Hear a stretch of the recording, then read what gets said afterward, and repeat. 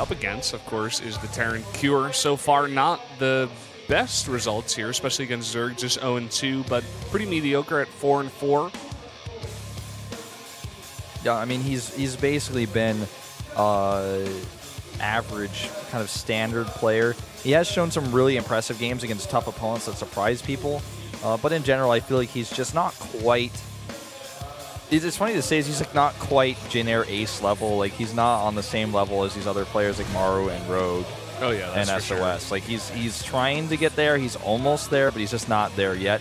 He's not on the level of this player either, who's 10-3 in Pro League. Is also 1-2 versus Terran. His most famous CVT, I would say, is the one he lost to Marine King's timing attack on Polar Night. Yeah. Memorable game there. And this guy behind TY, he is second place for win ratio here with that 10-3.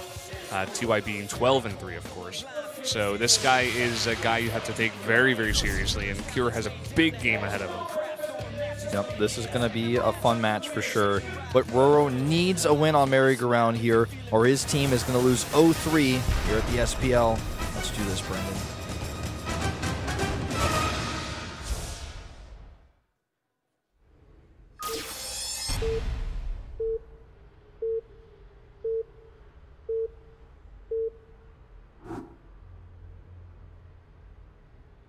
LTA는 SK텔레콤.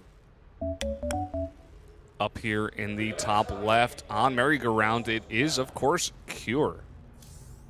And down here to the 6 o'clock in pink for Samsung, it's RorO. Looking a bit stressed out. Not having the best outlook for his team right now, but he knows that he needs to win this. He's like, I have to carry my team once again. That's how it feels for RorO sometimes, I feel. Yeah. Samsung, a team that was so good in round one, looking a lot better than some of the other favored teams to win the whole thing. And their Zerg lineup was what really carried them. And RorO is the king of that. I feel like the big name there for Samsung, who was doing so well, especially in round one, was Solar. A Zerg that did really well. He was like 4-1, and then he kind of fell off. I think he's sitting at 4-7 right now, and he just hasn't even played in the past couple of weeks. He just hasn't even showed his face again. And I'm like, what happened to that guy, you know? He was one of the key guys that actually, you know, if you win an extra game here or there, you take it to an ace match, or you win a game or a matchup, and he just kind of disappeared for them. I mean, it's just it's weird because he was considered by many to be like one of the best Zerg versus Protosses in the world. He was hyped up by a lot of personalities, you know, in and outside of Korea, as being the guy who was going to come in and you know, and do it all. And you know, he played in Code S. He made it to that final match. He lost to Rain in his EVP, where it was just proven essentially that, you know what, he's really good in this matchup, but somebody like Rain is just on another level. And you look at his results in Code A this season, he went 4-0 in the group, actually, winning matches against Journey and Biel, so playing a ZVT and a ZVZ to get out of that group, but didn't actually have to play against any Protosses. And I mean, he's just somebody who clearly is showing results a lot of the time, but not consistently enough, I suppose, for Samsung to look at him and say, you know, we want to send you out every time. I look at RorO and I'm like, he's a must-send Zerg. He's not a Zerg that you kind of send sometimes.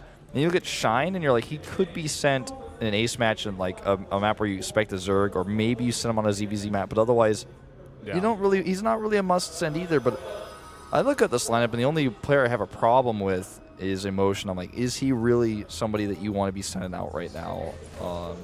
Yeah, I don't know. It was obvious in the game that he played against Maru that he is just not really at the level where he can, you know, wrestle with the big titans, especially a guy like Maru.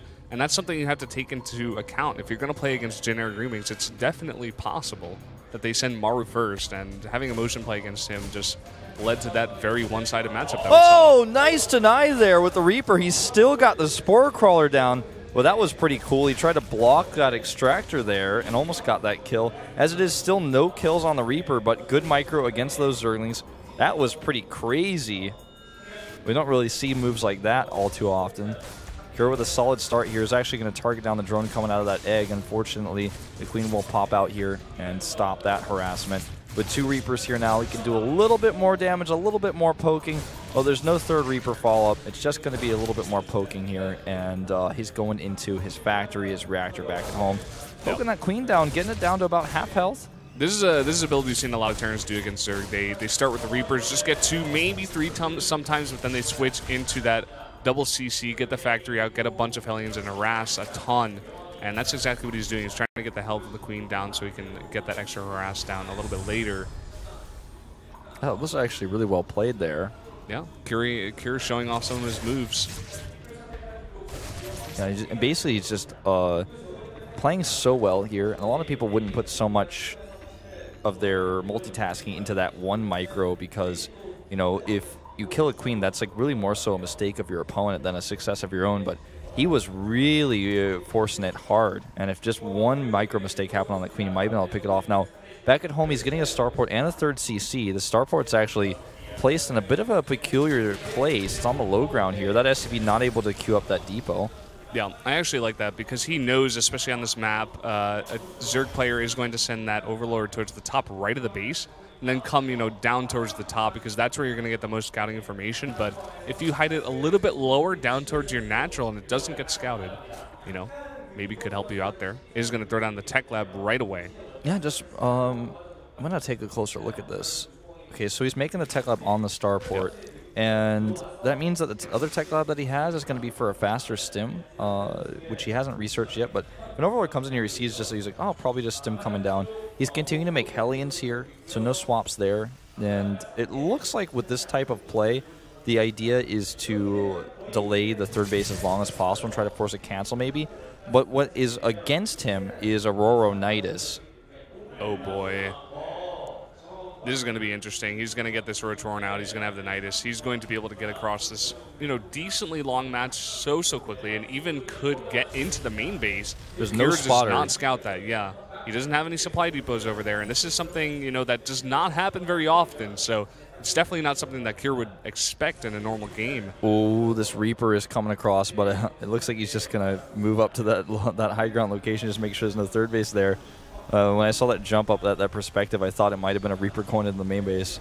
Okay, so first he actually Niduses to the front. Oh my god, does the Banshee see it?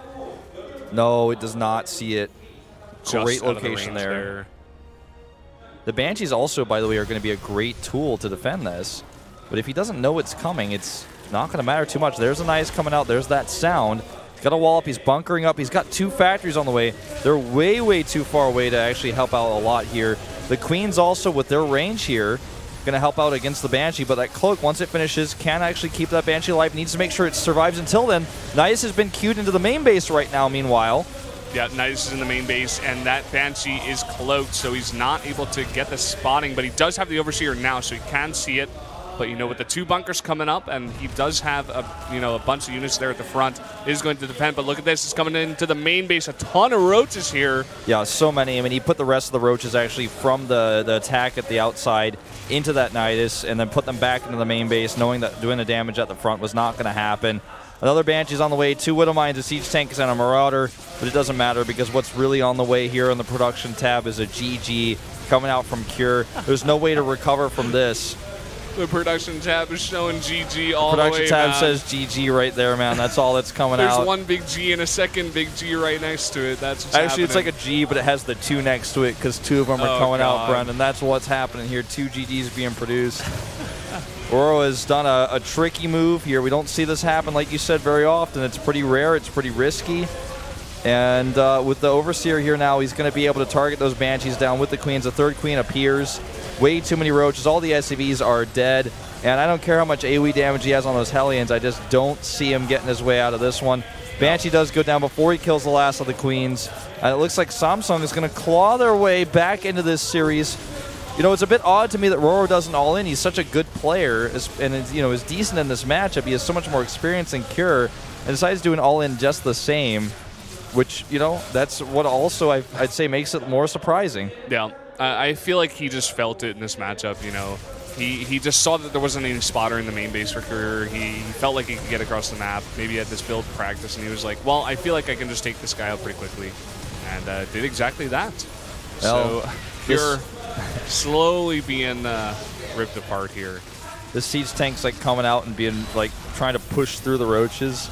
Look at him try to micro. He's gonna go on the Crete now. Like, well, yeah, that's goodbye Siege Tank. He has 9 supply here. GG. No Quick chrono game. boost for Terran. Took a little while for those GGs to come out off the production tab.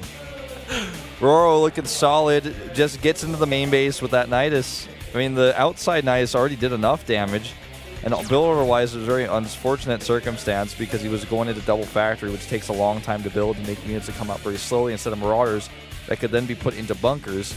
So once he got the Nidus in the main base, that was all she wrote. I mean, he could have probably just walked home and recovered from an attack at the front only, but he didn't see the Nidus coming into the main base, and